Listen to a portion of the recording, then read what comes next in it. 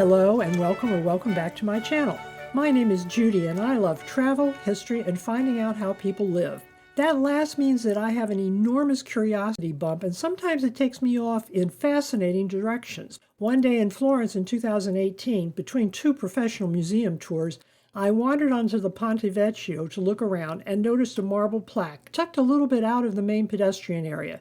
I don't speak Italian, but I could read enough to puzzle out a name, a couple of dates, and German consul in Florence. I popped the lens cap off my camera, took a picture, and didn't think much more about it until I was reviewing my photographs for my series here on the channel about Florence.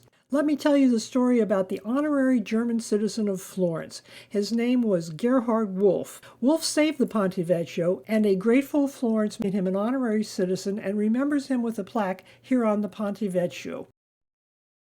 I was able to find a translation of the plaque pretty easily, but after that, surprisingly little information is available about this man, and much of what I was able to find out all seems to come from the same source. All my references agree that Gerhard was born in Dresden in 1896. He served in the military during World War I, but wasn't a career military officer. After military service, he studied art history, literature, philosophy, and actually got a PhD.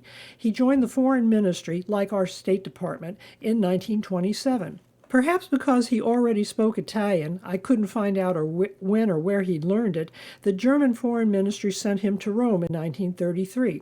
At about the same time, he turned down an offer to join the newly burgeoning Nazi Party. Whether this was out of courage, disinterest, or disinclination is not known to me. In 1939, at the beginning of World War II hostilities, Wolf got a second offer to join the Nazi Party, and this time he agreed. He thought about it some, and it was obvious that his job as a diplomat was going to be finished if he declined. In 1940, he got a promotion. They made him consul, and they moved him to Florence. The sources I read all agreed he fell in love with his adopted city. Remember, he studied art history, and Florence would have been a good place to live it. He must have been quite a clever man, since he continued to live in Florence, representing the German government on one hand during the occupation by the Nazis, and doing quite a bit against their interests on the other. He also managed to escape being imprisoned after the war as a war criminal. A number of prominent artists, historians, and Jews testified in his favor, noting that he had been instrumental in brokering efforts to make Florence an open city, occupied but not to be destroyed. He had assisted in saving some Florentine Jews from the Holocaust, including the famous art historian Bernard Berenson, who testified to that effect in 1946, and with others actually managed to prevent many artworks being spirited off to Germany. He also prevented the Ponte Vecchio from being destroyed, although I'm starting to think this might have been the least important of his many accomplishments. In July 1943, the Allies launched Operation Husky, commanded mostly from Malta, to capture Sicily. This was initially an amphibious and airborne operation, and a huge one, followed up by a 6-week land campaign. The Germans staged a brilliant fighting retreat and returned with much of their equipment to the Italian peninsula. The Sicilian landings eventually meant the end of Mussolini. Italy surrendered to the Allies in September 1943, but the Germans fought on. The German general in charge of the defense, or the retreat, depending on how you choose to characterize it, was General Albert Kesselring. The Germans established a defensive line between Naples and Rome, and when Rome fell in June of 1944, General Kesselring retreated to the northern mountains to establish yet another defensive position, this time known as the Gothic or Green Line. After the war, Kesselring was convicted of various war crimes, but that's a different story.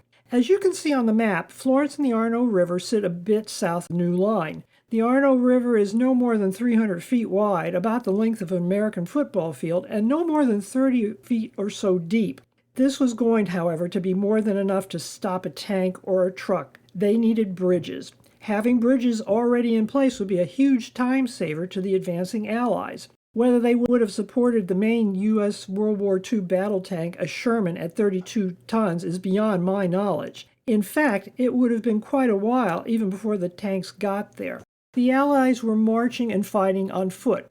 U.S. General Mark Clark commented that the job here included mud and mules.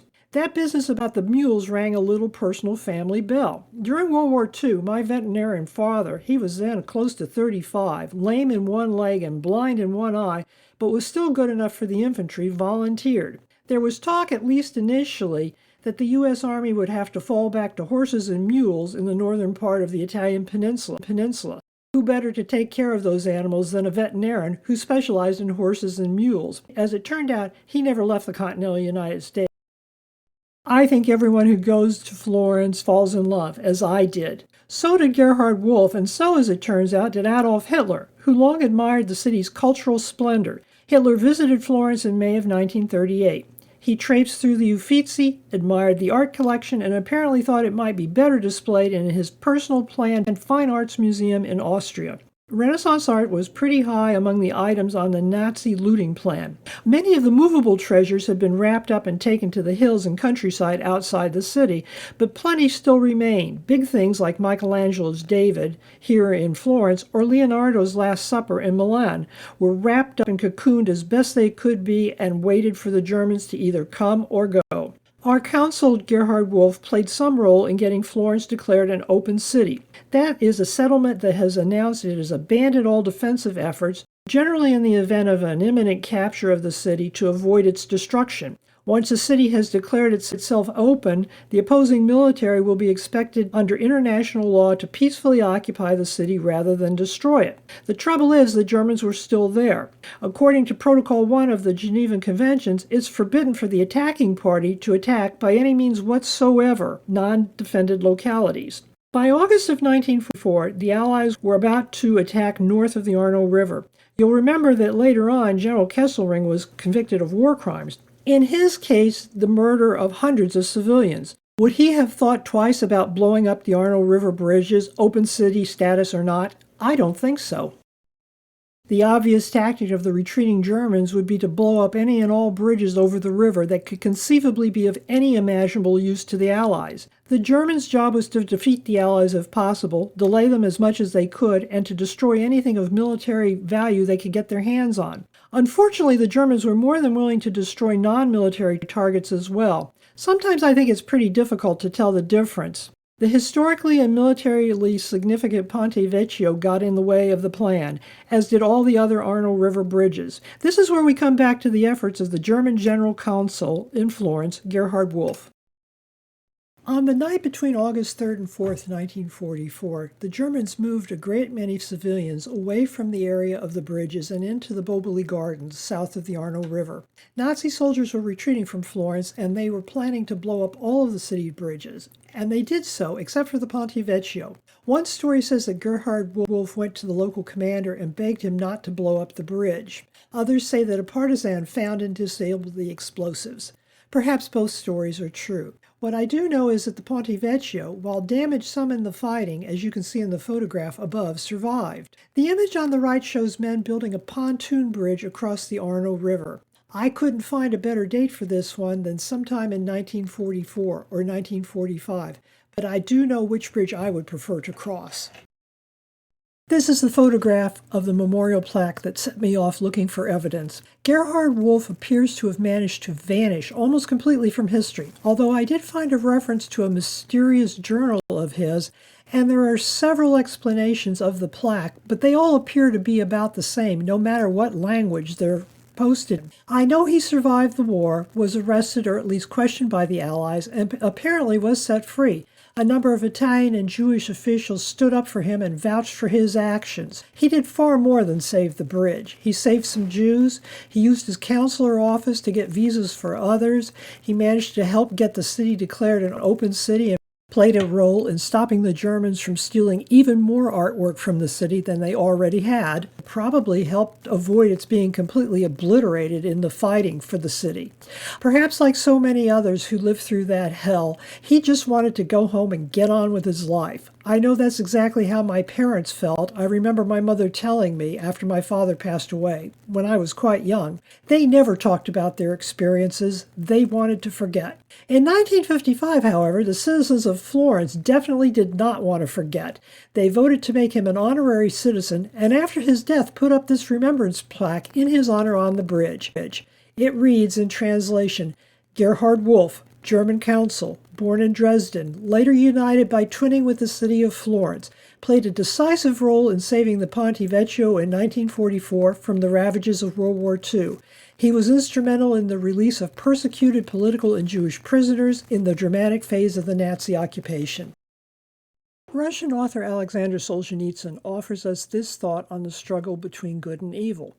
The battle line between good and evil runs through the heart of every man. Is this, however short, the full story of the German consul Gerhard Wolf? I have seen assertions that he was actually a Nazi officer who ordered the bridges to be blown, and that the Ponte Vecchio survived only by luck. Like the other tales, I suppose this too is possible. What happened to Gerhard Wolf after the war? Did he go back to Dresden? Did he have children? I have not been able to find out. I saw one reference to there being a journal or a diary, but I haven't been able to find out any more. Both Gerhard and Wolf, although the latter is usually spelled with two F's, are common German names. No matter, Gerhard Wolf, German consul in Florence, apparently was an honorable, decent man who did what he could in a dishonorable, indecent situation. The people of Florence say so, and for now, until further notice, I agree with them. In what can only be seen, however, as a cosmic kick in the behind, when Wolf left Florence, much of it was intact. When he went home to Dresden, all he found was ashes. Thank you for joining me to meet a mostly forgotten maker of history. Come back next time for another adventure here with me on The Armchair Traveler.